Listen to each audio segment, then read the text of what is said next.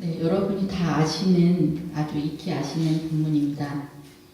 주일학교에서 선생님이 이 본문을 가지고 아이들에게 이야기를 했대요.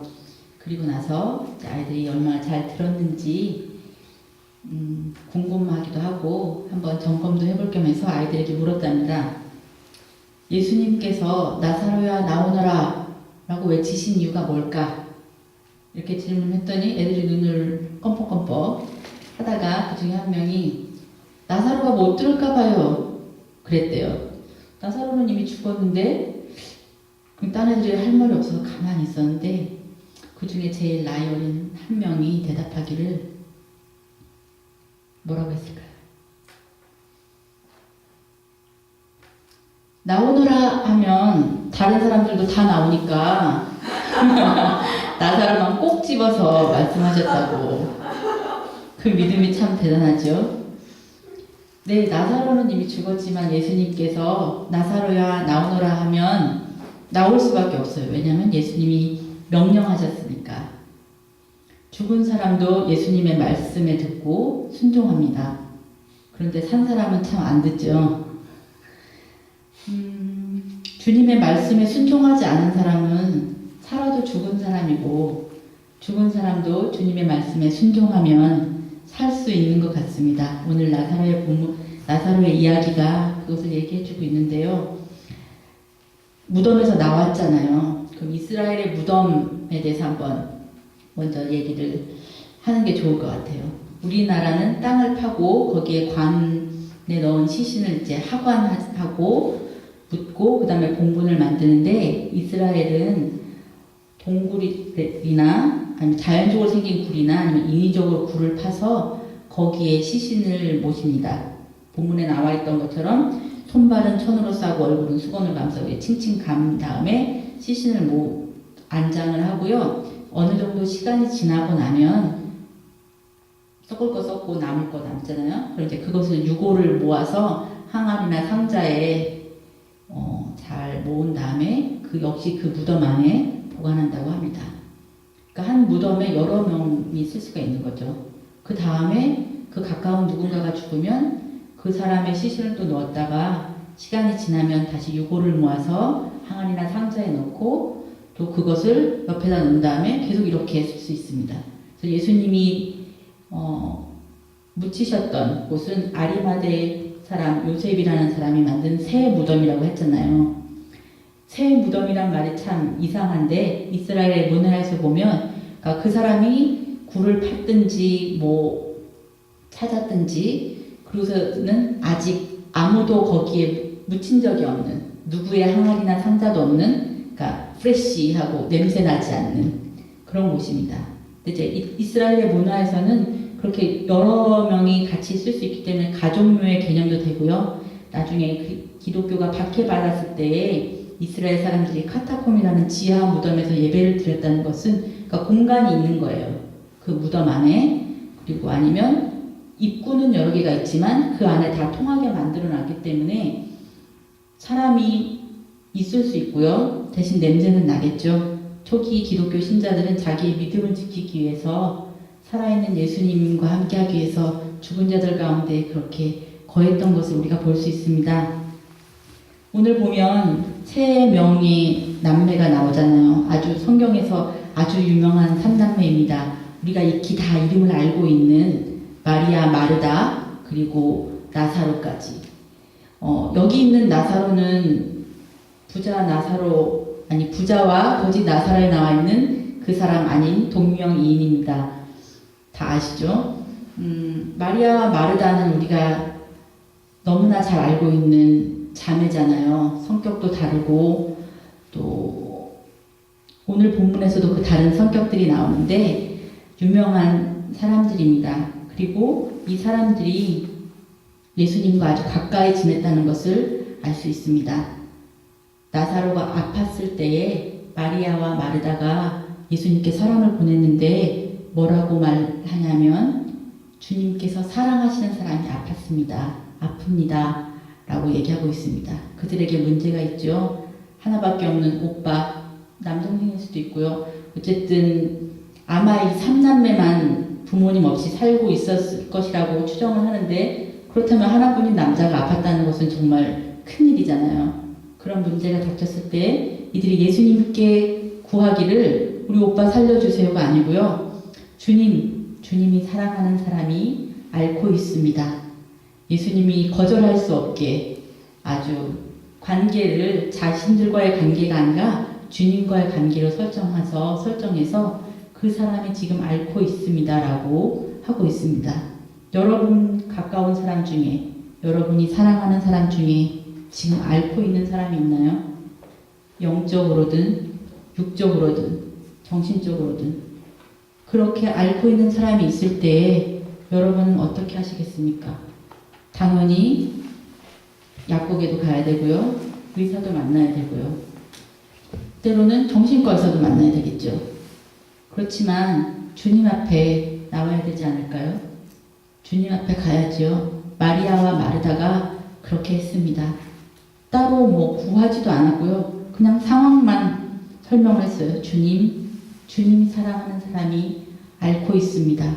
그런데 예수님의 반응은 참 무심하시죠. 초기에 예수님의 기적 중에 보면 병자를 직접 만나지 않고 말씀으로 고치신 일들이 나옵니다. 원격 치료의 원조라고 하실 수 있는데 말씀만 하셨을 때 멀리 떨어져 있는 사람의 병이 나았어요. 그렇다면 예수님께서는 나사로의 병을 말씀만으로도 낫게 하실 수 있었는데 그렇게 하지 않으셨습니다. 우리가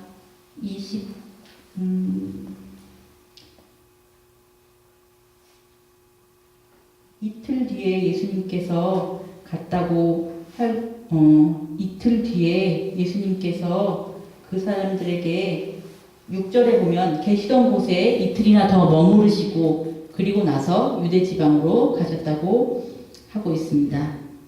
그 동안에 나사로는 죽었죠. 주님께서 사랑하시는 사람이 죽어버렸습니다. 주님이 고쳐주시지 않고 그냥 죽어버렸어요. 우리의 어떤 에스크에 예수님의 하나님의 응답이 때로는 너무 엉뚱하거나 너무 무심하게 느껴질 때가 있습니다. 사마리아 성에서 만난 여인과 물 얘기, 영원한 생수 얘기를 하시다가 예수님께서 뜬금없이 네 남편을 데리고 와라. 여기서 지금 남편 얘기할 계제가 아닌데 거기다 이 여자에게 남편 이야기는 정말 크나큰 아킬레스건인데 예수님께서 갑자기 그에게 남편을 데리고 와라 하십니다. 밤에 몰래 찾아온 니고데모에게 갑자기 사람이 거듭나야 된다. 그런 말은 듣도 보도 못했는데 어떻게 거듭납니까? 엄마 뱃속으로 다시 들어가야 합니까? 라고 니고데모가 물어볼 만큼 예수님께서는 대화의 주제를 바꾸시고 또 일견 엉뚱해 보이는 그런 말씀을 화제 전환을 많이 하십니다. 이틀 동안이나 더 머물러 계시는 동안에 나사로는 죽어버렸고요. 예수님이 그리고 나서 유대 지방에 가셨을 때도 보면 예수님이 별로 능력이 없는 것 같아요.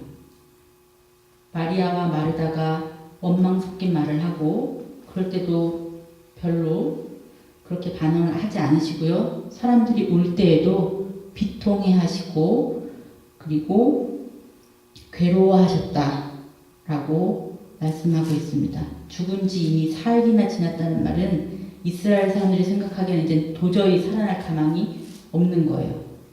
최근에 그 미국에서 어떤 독실한 기독교인이라는 분이 사망 진단을 받았는데 장례 준비하다가 갑자기 살아났다고 해외 토픽에 나온 걸 봤습니다. 오진이라고 할지라도 아니면 뭐 정말 일시적으로 심장마비가 왔다 하더라도 3일 이상 지나면 이미 내부에서 부패가 시작되기 때문에 이스라엘 사람들이 생각하기에 3일 이내가 아닌 4일이라는 것은 아무런 가망이 없는 거예요. 그래서 마리아도 주님 이미 죽은 지 4일이나 지났습니다라는 말은 이제 아무 방법이 없습니다. 주님 눈먼 사람을 고치시고 다리 저는 사람을 고쳤다고 하지만 죽은 지 4일이나 지난 사람은 어찌할 수가 없잖아요. 라는 그런 예수님의 능력에 대한 의문을 제기하고 있습니다. 거기다 예수님은 우십니다. 그죠? 성경에서 제일 짧은 절이라고 그래요. 영어로 했을 때. Jesus wept. 달랑 두 글자로 되어 있는 이 구절이 성경 전체에서 가장 짧은 절이라고 하는데 예수님이 울어버리세요. 고치지 않으시고. 왜 오셨을까요? 사람들은 예수님이 우시는 것을 보시고 그가 얼마나 나사로를 사랑했는가 라고 오해를 합니다. 나사로에 대한 언급을 보면 참 특별한 사람이었던 것 같아요. 마리아와 마르다도 주님께서 사랑하는 사람이다 라고 했고 예수님 스스로도 나사로를 우리의 친구 나사로라고 용하십니다. 하나님이신 예수님께서 친구라고 하는 사람은 사실 별로 없잖아요. 아브라함 말고는 없었는데 예수님께서 직접 나사로는 우리의 친구다라고 하십니다. 근데 그 사람이 그렇게 죽어버렸어요. 4일이나 지났어요. 마리아와 마르다가 오빠가 죽기 전에 벌써 요청을 했는데 예수님께서는 반응하지 않으신 것처럼 보이고 예수님께서는 이미 벌어진 상황에 대해서 아무런 해결 능력이 없는 것처럼 보입니다. 그런데 예수님의 말씀에 의하면 이 모든 것이 하나님의 영광을 드러낸 병이라고 말씀하고 계십니다. 하나님의 아들이 영광을 받게 될 것이다. 이 병으로 인해서. 마리아와 마르다의 예수님의 앤서가 이렇게 전혀 달라 보이는데 그 결과는 우리가 다 알고 있듯이 나사로가 살아났습니다. 예수님이 그러면 왜 오셨을까요? 죽음 때문에 고통받는 인간이 너무 안타까워서 죄의 권세에 눌려있는 인간의 상황들이 너무나도 가슴 아파서 오신 것으로 보입니다. 예수님께서 나사로를 고칠 능력이 없으셨거나 불가항력이라서 오신 게 아니고 예수님이 그럴 능력이 있으신데 그 앞에 마리아와 마르다에게 분명히 나는 부활이요 생명이다. 나를 믿는 자는 죽어도 살겠고 살아서 믿는 자는 죽음을 맛보지 않으리라고 분명히 말씀하셨는데 말로는 믿습니다 주님. 주님은 하나님의 아들이십니다. 했지만 여전히 죄의 결과로 우리에게 온 죽음 앞에 고통받고 슬퍼하는 인간의 모습을 보시고 예수님이 우셨다고 볼 수 있습니다. 나사로가 살아났지요. 나사로가 살아났습니다. 주님께서 나사로의 죽음과 부활에 대해서 말씀하시기를 둘러선 무리로 하여금 하나님께서 나를 보내신 것을 믿게 하기 위해서라고 말씀하고 계십니다. 그날로부터 사람들은 예수님을 죽이려고 모의했습니다. 나사로가 살아났을 때 어떤 사람들은 그것으로 인해서 예수님을 더 믿었지만 그렇지 않은 사람들은 더 적극적으로 반대하고 예수님을 죽이려고 그때부터 본격적으로 모의를 시작하게 됐습니다. 왜냐하면 예수님은 부활이요 생명이신데 그분 때문에 죄의 권세에서 인간이 노임을 받는다면 인간이 더 이상 두려워할 것도 없고 인간을 더 이상 위협할 것도 없기 때문입니다. 두려워하는 것이 참 많잖아요. 어떤 분은 바퀴벌레가 세상에서 제일 무섭다고 하고 어떤 분은 쥐가 무섭다고 하고요. 또 어떤 분은 여러 가지가 있습니다. 동물로서는 그렇고 관계에서는 무시당하는 것은 정말 두렵다. 아니면 거절받는 것, 실패하는 것, 가난이 두렵다라는 분들도 계시고요. 사실 그런 두려움이 우리로 하여금 때로는 죄에 굴복하게 하고 죄를 짓게 하고 악을 행하게 합니다. 그 중에서도 가장 두려운 것은 가장 힘이 센 것은 죽음이라고 할 수 있습니다. 주님을 따라 살기로 결심하고 다짐하지만 생명의 위협 앞에서 그 길을 버린 사람들이 참 많잖아요. 죽음은 끝이고 단절이기 때문에 그런 것 같습니다.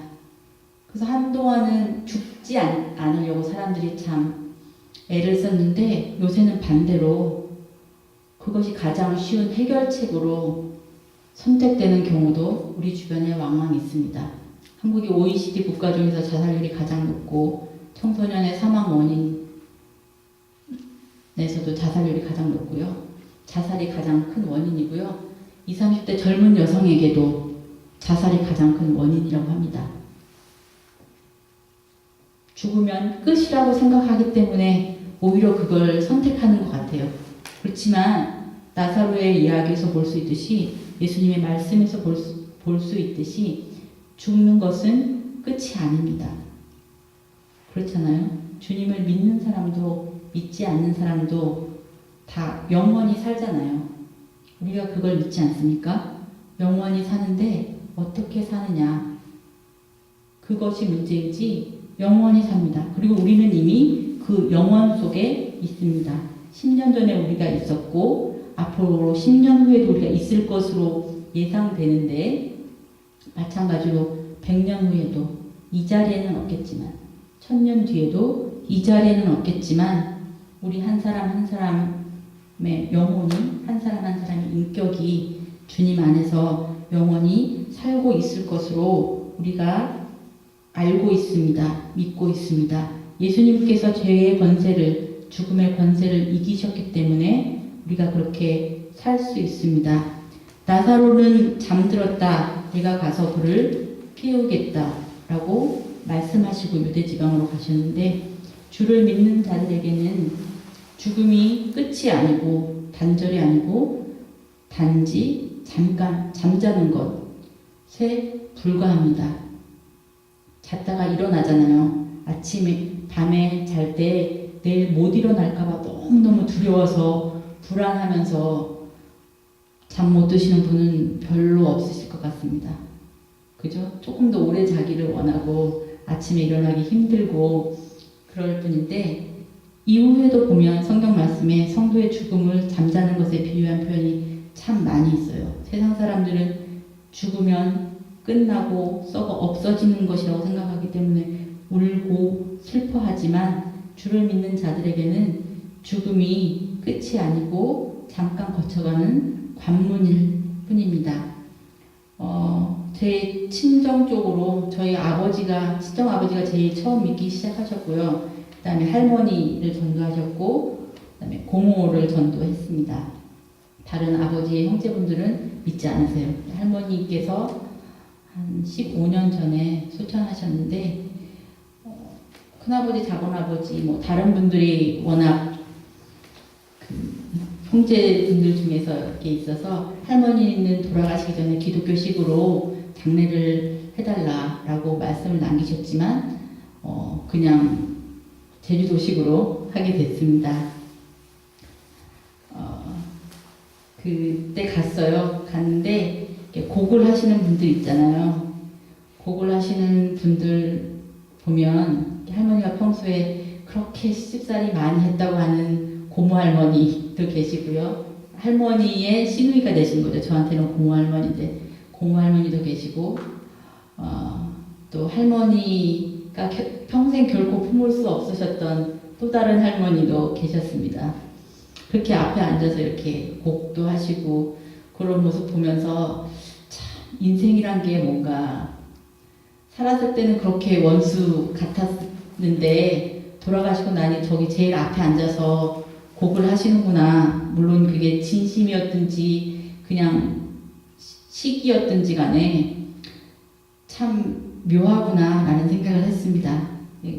장례 기간 손님 실무 다 치르고 이제 입관하고 학원하고 이제 장지라서 이제 학원을 하는데 저희 이렇게 큰 고모가 아주 이렇게 감성이 풍부하신 분이신데 막 우시는 거예요. 그래서 제가 이제 고모 우리는 울지 말자고 다른 형제분들은 삼촌이나 큰아버지나 다른 분들은 할머니 이제 못 보지만 우리는 다시 또 할머니 볼 텐데 우리가 오면 어떻게 하겠냐고 그랬더니 고모가 맞다고 이제 안 울겠다고 그렇게 말씀을 하시더라고요. 그리고 나서 우리가 찬양을 부를 때 하늘소망이라는 찬양을 불렀잖아요. 그 경모 형제하고 수동 형제가 소개한 곡인데 특성하면서 소개한 곡인데 그 가사 중에 그런 내용이죠. 보고픈 얼굴들, 그리운 얼굴들 많이 생각나. 가슴 저리게 뭐 보고 싶을 때 눈물 날 때 내가 더 하늘을 소망하게 된다. 천국을 소망하게 된다. 그 가사를 부를 때마다 그 구절에 접할 때마다 할머니가 생각나고요. 또 외할머니도 생각나고 이제 다른 많은 분들이 생각이 나더라고요. 우리에게 있어서 죽음은 부활은 그리 먼 것이 아닙니다. 천국도 당연히 먼 것이 아니죠. 우리가 이미 예수님을 마음에 모시고 있기 때문에 우리의 마음이 천국이고요. 예수님을 모신 우리가 가는 곳이 그곳이 천국이 될 수 있습니다. 예수님 우리의 마음에 모셨기 때문에 우리가 이미 영생을 살고 있고 앞으로도 그 영생 가운데서 참된 기쁨을 누리리라고 생각하고 있습니다. 어렸을 때는 그런 질문도 많이 했어요. 가족이 아팠을 때 병 낫기를 간절히 기도했는데 그러다 안 나았을 경우에 어떻게 해야 되는가? 아니면 아주 유치하게는 미국이랑 우리나라랑 축구 경기를 하는데 우리나라에서 또 이제 우리나라가 이기게 막 기도를 하고 미국에서는 미국 기독교인들이 또 미국이 이기게 막 기도를 할 텐데 그럼 하나님은 과연 어느 나라 편을 들어주시나? 그 이기는 편이 더 믿음이 좋은 나라인가? 그런 고민 안 해보셨나요? 연습 많이 한 팀이 이기죠, 당연히. 네, 연습 많이 한 팀이 이기죠. 우리의 기도가 때로는 하나님께 상달됐지만 우리가 바라는 반응이 안 나올 때가 있어요. 예수님이 이틀이나 문기적거리셨고 오셔서도 별로 힘이 없으신 것 같으시고 물론 나사로야 나오너라 그 한 말씀으로 상황을 대역전시키셨지만 사실 그런 일은 성경에 한 번밖에 기록이 되어 있지 않습니다. 마태, 마가, 누가복음에도 기록이 되어 있지 않고 요한복음 여기 딱 한 번 기록이 되어 있는데 그런 일이 우리 삶 가운데서 또 일어나기를 바라지만 일어나지 않는 확률이 더 높죠. 그리고 자꾸 일어나면 사실 너무 힘들잖아요. 자꾸 일어나면 힘들죠. 나사로가 이렇게 살았지만 그 사람이 영원히 살았나요? 그렇지 않습니다. 나사로는 그때 죽었으면 오히려 편했을 수 있는데 나사로가 살아나고 나서 유대 지도자들이 나사로까지 죽이려고 했습니다. 살아났지만 오히려 더 죽음의 위협에 노출될 상황이 되었습니다. 그리고 나사로도 결국 죽었죠. 그렇지만 우리가 이 나사로를 살리신 이 말씀을 통해서 아는 것은 예수님은 하나님이시다 라는 것입니다. 예수님 앞에 죄는 더 이상 그 힘을 발휘할 수 없고 주님을 믿는 우리에게도 더 이상 죄의 권세가 작용하지 않는다. 그것을 예수님께서 분명하게 말씀하고 계십니다. 사느냐 죽느냐 낫느냐 안 낫느냐가 중요한 것이 아니라 하나님의 뜻이 무엇인지 그리고 그것을 통해서 하나님 어떻게 영광 받으시는지가 더 중요하죠. 우리가 마리아와 마르다가 주님께 에스크했습니다. 예수님이 앤서하셨습니다. 상황이 다 벌어지고 나서 사람들은 주님을 더 믿고 예수님을 더 따르게 되었습니다. 물론 그렇지 않은 사람들도 있죠.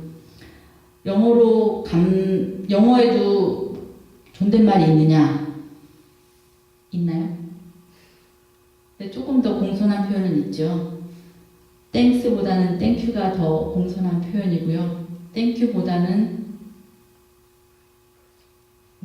appreciate이 더 공손한 표현입니다. 감사하는 거, 인정하는 거, 감상한다는 표현도 있고요. 뜻도 있고요. 평가한다는 뜻도 있습니다. 우리가 하나님께 기도했을 때 하나님이 답하시는 것에 우리가 감사했으면 좋겠어요. 그것을 한번 감상했으면 좋겠어요. 그것을 통해서 하나님이 어떻게 영광 받으시는지 하나님을 믿는 자들에게 얼마나 놀라운 역사들이 일어나는지 안 믿는 자들이 그 역사를 통해서 어떻게 하나님께 돌아오는지 그것을 우리가 평가하면서 인정했으면 하나님의 하나님 되심을 인정했으면 좋겠습니다. 주님께서도 주님의 예수님의 기도가 거절되는 것을 경험하셨어요. 겟세마네 기도에서 처음에는 아버지 이 잔을 옮겨주십시오 했다가 바꾸셨죠.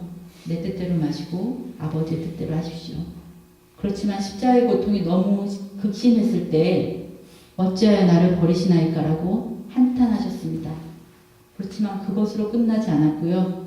다 이루었다로 주님의 십자가에서 마지막 말씀이 마무리됩니다.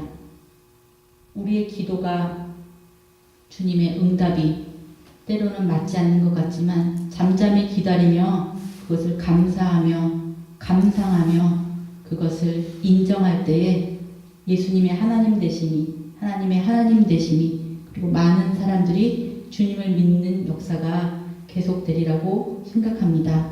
우리 기도합시다. 그리고 주님의 대답을 기다립시다. 그리고 하나님의 영광을 감사하며 인정하며 감상하시기 바랍니다.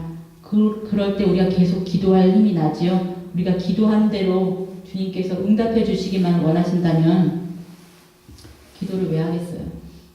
그리고 기도를 왜 안 하겠어요? 그렇죠? 우리가 기도한 대로 되지 않기 때문에 우리가 기도해야 되고 우리가 기도한 대로 되기 때문에 또 우리가 기도해야 되는 것 아닙니까?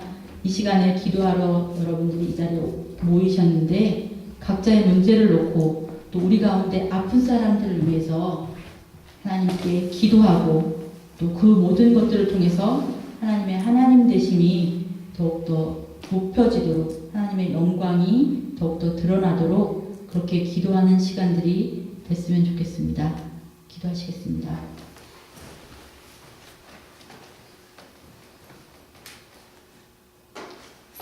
하나님 아버지, 우리가 여러 가지 상황 가운데서 주님께 간구합니다.